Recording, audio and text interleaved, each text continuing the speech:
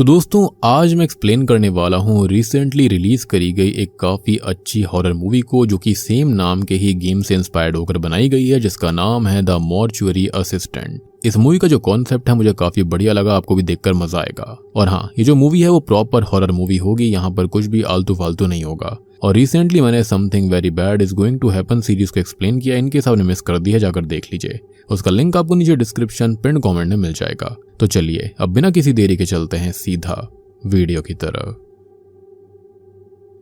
तो मूवी की स्टार्टिंग में हम रेबेका नाम की एक इंटर्न को देखते हैं, जो कि एक मॉर्चुरी के अंदर काम कर रही थी। वहां का ओनर होता है रेमंड, जो कि रेबेका को फ्यूनरल के सारे प्रोसेस को समझा रहा होता है कि कैसे बॉडी को केमिकल्स के जरिए प्रिजर्व किया जाता है। इस प्रोसेस के अंदर बॉडी के अंदर से सारे फ्लूइड्स लाइक ब्लड और वाइल को ड्रेन कर लिया जाता है और उसकी जगह पर इन केमिकल्स को अंदर पंप किया जाता है ताकि बॉडी सड़े ना। खैर वहां पर आज एक लाश आई हुई थी और रेबेका अपना काम बहुत ही अच्छे से कर रही होती है। और इसी बीच रेमंड रेबेका की रिस्ट पर कट्स के स्कार्स को देखता है, यानी कि निशानों को देखता है। इसके बाद उस लाश का पैर मूव करने लगता है और ये चीज रेमंड ने देख ली थी, लेकिन वो बिल्कुल भी रिएक्ट नहीं करता। और क्योंकि रेबेका उस वक्त नोट्स बना रही थी तो वो उस लेडी का पैर मूव होते हुए नहीं देख पाती। फिर इसके बाद में रेबेका उस लेडी की बॉडी को साफ सफाई करने के बाद में फ्रीजर में रख देती है और फिर वो बेसमेंट के अंदर से केमिकल्स लेने जा रही होती है, लेकिन वहां पर उसे रेमंड मिलता है और वो रेबेका को बेसमेंट में जाने से रोक देता है और फिर वो रेबेका को अपने ऑफिस में जाने के लिए बोलता है। तभी शॉकिंगली हम उस बेसमेंट के अंदर एक डीमन को देख पाते हैं और यही रीजन था कि रेमंड ने रेबेका को बेसमेंट में जाने नहीं दिया था। खैर इसके बाद में रेमंड जो है वो रेबेका को एक ड्रिंक ऑफर करता है, तो वो कहती है कि वो ड्रिंक नहीं करती और वो रेमंड से कहती है कि उसे रात को भी काम करना है,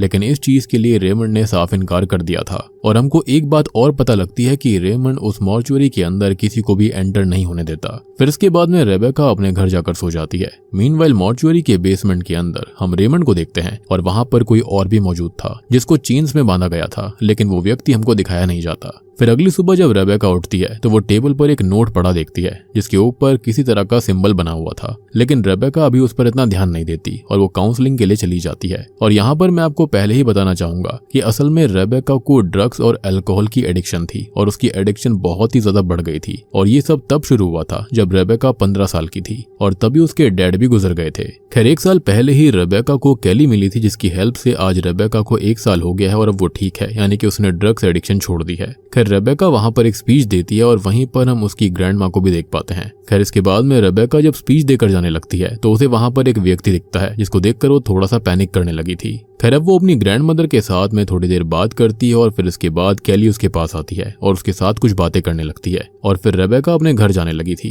खैर रास्ते में वो एक आदमी को देखती है जो कि किसी से ड्रग्स खरीद रहा था और रेबेका भी इससे थोड़ी सी डिस्ट्रैक्ट हो जाती है। अब तभी रेबेका को रेमंड कॉल करके ये कहता है कि आज काम बहुत है, तो रेबेका को मॉर्चुरी जाकर काम संभालना होगा। तो रेबेका भी उसको हाँ कर देती है और फिर वो सीधे मॉर्चुरी पहुंच जाती है। अब फिर वो एक आदमी की लाश को प्रिजर्व करने लगती है और उसकी हालत बहुत खराब थी। फिर वो उस आदमी की फाइल्स को चेक करती है और हम उस आदमी को देखते हैं जो कि आंखें खोल रहा था और मूव भी कर रहा था। और जो उसकी फाइल थी उसके ऊपर हम सेम वैसा ही सिंबल देखते हैं जैसा कि उस नोट के ऊपर था जो कि रेबेका के घर पर मिला था। खैर अब रेबेका उस आदमी को क्रीमेट कर देती है और फिर वो दूसरी लाश को लेने जाती है। वो खिड़की में से देखती है कि उसकी कार का दरवाजा खुला हुआ था, तो वो जाकर दरवाजा बंद करती है और हम विंडो के ग्लास की रिफ्लेक्शन में लाल आंखों वाली एक फिगर को भी देखते हैं। फिर रेबेका अंदर आती है और वो केमिकल्स लेने के लिए स्टोर रूम में गई थी। वहां पर उसको कुछ अजीब सी आवाजें सुनाई दे रही थी और उसका सर भी दर्द करने लगता है। अचानक वो देखती है कि वो पता नहीं कैसे लेकिन एक चेयर पर बैठी हुई थी, लेकिन उसे कुछ भी याद नहीं था कि वो कब बैठी, वहां पर कैसे पहुंची। खैर फिर तभी वहां पर रेबेका को रेमंड का फोन आता है। अब रेमंड उससे पूछता है कि सब कुछ तो ठीक चल रहा है ना, तो रेबेका कहती है कि सब कुछ ठीक है और हम देखते हैं कि रेमंड अपनी चेस्ट पर कुछ ड्रॉ कर रहा था और फिर रेमंड फोन रख देता है। अब रेबेका जाकर दूसरी लाश को लेकर आती है और अचानक से लाइट चली गई थी और उस लाश को भी हिलते हुए दिखाया जाता है, यानी कि यहाँ पर बहुत ही वियर्ड सी चीजें चल रही थी मॉर्चुरी के अंदर। खैर अब क्योंकि क्रिमेशन के लिए इलेक्ट्रिक स्पार्क का होना जरूरी था और लाइट भी नहीं थी, तो रेबेका को जलाने के लिए लेने जाती है और उसको एक बक्सा मिलता है जिसके अंदर पेपर्स की कुछ स्ट्रिप्स थी। तो वो एक स्ट्रिप को जाकर उस बॉडी के पास रखती है और हम वहां पर वॉल के पीछे एक सिंबल को देखते हैं जो कि ग्लो कर रहा था और वो लाश भी बहुत ही ज्यादा भयानक तरीके से स्माइल करने लगती है, लेकिन क्योंकि उसे एक शीट से कवर करा गया था तो रेबेका को इस सब के बारे में कुछ भी पता नहीं चलता। फिर रेबेका उस लाश को क्रीमेट कर देती है और वो तीसरी बॉडी को प्रिजर्व करने लगती है। अब वो लाश असल में एक लड़की की थी। खैर अब होता यह है कि अचानक से ही रेबेका को कुछ आवाज सुनाई देती है, तो वो चेक करने जाती है। उसके जाने के बाद में वो लड़की जो थी उसने अपनी आंखें खोल ली थी। उधर रेबेका को एक वॉल के पास कोई दिखाई देता है जिसकी आंखें लाल लाल थी और वो काफी चमक भी रही थी, लेकिन अचानक से वो चीज गायब हो जाती है और रेबेका भी इस पर इतना ध्यान नहीं देती और वो वापस से प्रिजर्विंग करने के लिए रूम में चली जाती है। लेकिन वहां पर उस लड़की की लाश नहीं थी और ये देखकर रेबेका बहुत डर गई थी और वो उस लड़की की लाश को ढूंढने लगती है कि तभी वहां पर किसी का फोन आता है। अब दूसरी तरफ से रेबेका के पिता बेन बात कर रहे थे, जो कि काफी शॉकिंग चीज थी। वो रेबेका को अपनी मौत का जिम्मेदार बोल रहे होते हैं और यहाँ पर रेबेका को अचानक से हेलुसिनेशंस होने लगते हैं और अपनी रिस्ट को वो ब्लीड होता हुआ पाती है, लेकिन असल में ऐसा कुछ भी नहीं था। खैर फोन फिर से रिंग होता है और दूसरी तरफ से बेन पुलिस को रेबेका के मिसिंग होने की रिपोर्ट दे रहा था और वो सब कुछ तब हुआ था जब रेबेका 15 साल की थी, यानी कि यहाँ पर उसे अपने पास्ट के फ्लैशबैक्स आ रहे थे। अब रेबेका अचानक से बेहोश हो जाती है और वो खुद को अपने ही घर पर पाती है, लेकिन उसे कुछ भी याद नहीं था कि वो यहाँ पर कैसे आई और इस बात से वो बहुत ही ज्यादा पैनिक कर रही थी कि तभी वहां पर कैली आ जाती है और हम बाथरूम के अंदर मिरर में देखते हैं कि किसी ने लिखा हुआ था लेट मी इन। खैर कैली वहां पर इसलिए आई थी क्योंकि उसने रेबेका की कार को उस ड्रग डीलर की कार के पास देखा और उसको लग रहा था कि शायद से रेबेका फिर से ड्रग्स लेने लग गई होगी, लेकिन वो कहती है कि उसने ऐसा नहीं किया और वो रोने लगती है। तो कैली उसको गले लगा लेती है, लेकिन तभी रेबेका पजेस्ड हो जाती है और वो अपनी काउंसलर की उंगली अपने ही दांतों से काटकर उसके हाथ से अलग कर देती है और फिर वो एक बॉटल ओपनर को उसके ही कान में घुसाकर उसे खत्म कर देती है। रेबेका इससे बहुत डर गई थी, इसलिए वो रेमंड को कॉल करके सब बताती है और रेमंड ये कहता है कि उसे पता था कि ऐसा ही कुछ होगा और रेमंड उसे जल्दी से वापस मॉर्चुरी जाने के लिए कहता है क्योंकि वो मॉर्चुरी में ही सबसे ज्यादा सेफ है। खैर तभी हम देखते हैं कि कैली पीछे से उठती है और रेबेका की तरफ बढ़ने लगती है, लेकिन रेबेका फोन पर थी तो उसको पता नहीं चलता कि ऐसा हो रहा था कि तभी असली कैली दरवाजे पर दस्तक देती है और उसे बाहर देखकर रेबेका समझ जाती है कि जिसे उसने अभी खत्म किया था वो कोई और ही था, यानी कि वो इंसान तो नहीं था।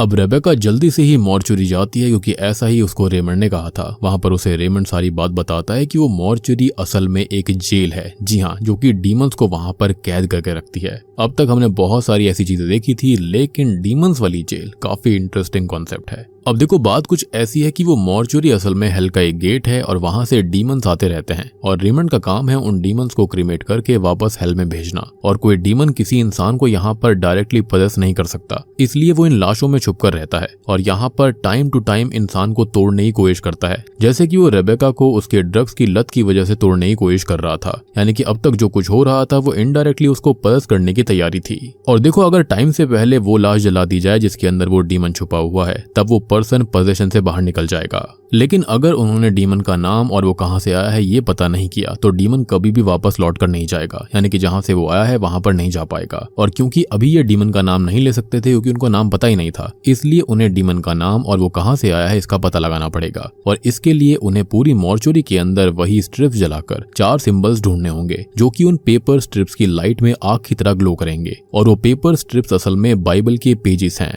यानी कि वही स्ट्रिप जो कि रेबेका ने उस लाश के ऊपर रखी थी। आपको याद होगा आसपास वहां पर सिंबल चमका भी था। फिर जब उन्हें सिंबल्स मिल जाएंगे तो उन्हें उन सिंबल्स को एक स्पेशल बोर्ड पर लगाना पड़ेगा और फिर उस बोर्ड को उस लाश पर रखना है जिसके ऊपर उनको कोई सिंबल बना हुआ दिखाई दे और बस फिर उस बोर्ड को उस लाश के साथ रखकर उस बॉडी को जलाना पड़ेगा। अब वो रेबेका को ये बताता है कि एक डीमन रेबेका को पजेस करने की कोशिश करेगा और बाकी डीमंस रेबेका को कंफ्यूज करेंगे और उसकी मेंटल कंडीशन खराब कर देंगे और जो व्यक्ति डीमन से पूरी तरह पजेस्ड हो जाता है तो उसके लिए फिर कुछ नहीं किया जा सकता। खैर अब यहाँ पर रेमंड रेबेका को सब कुछ बता पाता इससे पहले ही रेबेका को डीमन सोल्जर पजेस कर लेता है और वो रेमंड पर हमला कर देती है, लेकिन रेमंड ने अपनी चेस्ट पर एक सिंबल बनाया हुआ था जो कि उसे उस डीमन से बचा लेता है।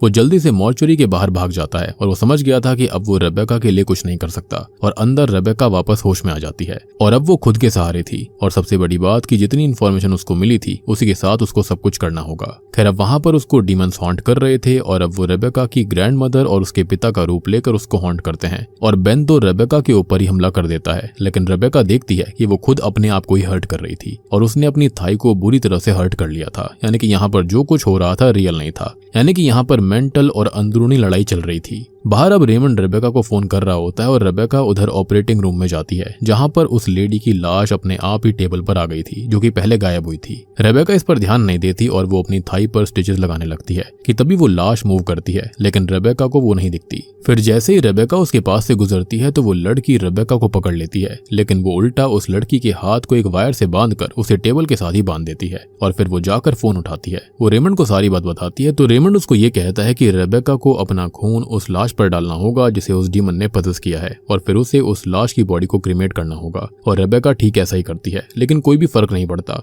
और अभी भी डीमन उसे हॉन्ट कर रहा था। और असल में वो रेबेका को उसके बचपन के विजन्स दिखा रहा होता है। खैर, अब रेबेका रेमंड को बताती है कि वो डीमन अभी भी उसको हॉन्ट कर रहा है, तो वो कहता है कि उसने रेबेका को पूरी बात नहीं बताई थी। वो रेबेका को बेसमेंट में जाकर टेप्स ढूंढने के लिए कहता है और उनको देखने के लिए बोलता है। रेबेका जल्दी से बेसमेंट में जाती है और उसे वहां पर कुछ टेप्स मिलती हैं, और उसमें रेमंड था जो ये बता रहा था कि उसकी पुरानी असिस्टेंट वैलेरी एक डीमन से पूरी तरह से पजेस्ड हो गई थी, तो मजबूरन उसे वैलेरी को वहीं कैद करना पड़ा। और थोड़ी सी रिसर्च करने के बाद उसको एक चीज पता लगी कि अगर वो किसी पजेस्ड हुए पर्सन के खून को लाश के प्रिजर्विंग में केमिकल की जगह इस्तेमाल करते हैं तो वो उस डीमन को उन बॉडीज के अंदर सील कर सकते हैं जिनमें डीमंस हाइड कर रहे होंगे, और इससे होगा ये कि जलाने के बाद वो सीधे नर्क जाएंगे, यानी कि कहीं और नहीं जा सकते। क्योंकि पहले ऐसा हुआ करता था कि जिस लाश को डीमन पजेस करता था तो उसको जलाने के बाद में वो दूसरा नया वेसल ढूंढने लगते थे, यानी कि वो नर्क में नहीं जाते थे, वहीं पर रहते थे। लेकिन वैलेरी के खून से हुआ ये कि उनको जलाने के बाद में वो उसके अंदर ही सील हो जाया करते थे, और जब उनको जलाया जाता तो वो सीधा नर्क में जाया करते।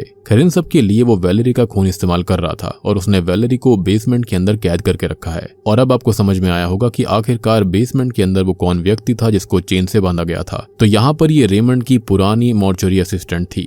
अब ये सब देखकर रेबेका बहुत डर जाती है, लेकिन डीमन से बचने के लिए वो पूरी मॉर्चरी के अंदर उन सिंबल्स को ढूंढने लगती है। और बाकी डीमंस रेबेका को लगातार डरा रहे थे, वो उसे हेलुसिनेशंस भी दिखा रहे होते हैं। और तभी हम एक डीमन को भी देखते हैं जो कि रेबेका को देख रहा था। अब रेबेका ने चारों के चारों सिंबल्स ढूंढ लिए थे, लेकिन वो डीमंस रेबेका को फिर से हॉन्ट करने लगते हैं और हमें रेबेका के बचपन का एक विजन दिखाया जाता है। और हमको पता लगता है कि जब वो 15 साल की थी तो वो ओवरडोज की वजह से ऑलमोस्ट खत्म हो गई थी, लेकिन उसके पिता ने उसको बचा लिया था। खैर, फिर रेबेका होश में आती है और वो नीचे बेसमेंट में जाती है। वहां पर उसे वैलेरी मिलती है जो कि अभी भी जिंदा थी, और वो रेबेका से मदद मांग रही थी। लेकिन रेबेका वहां से वैलेरी के खून की एक बोतल लेकर ऊपर आ जाती है और ऊपर फ्रीजर में से हर एक लाश को चेक करती है, और उसे एक बॉडी पर एक सिंबल बना दिखाई देता है। और वो बॉडी असल में उसी डीमन ने पजेस करके रखी हुई थी जो कि फिलहाल रेबेका को पजेस करने की कोशिश कर रहा था। सिंपल सी बात है कि डीमन को यहाँ पर लिविंग पर्सन चाहिए था। अब रेबेका उस लाश को अच्छे से बांध देती है और उसके ऊपर वो बोर्ड रखती है, और फिर वो वैलेरी के खून को उस लाश के अंदर फिल करने लगती है, जिस वजह से उस बॉडी के फोरहेड पर एक सिंबल बन गया था। जिसके बाद रेबेका उस लाश को जला देती है और वो डीमन बस चिल्लाता रह जाता है और सब कुछ नॉर्मल हो जाता है।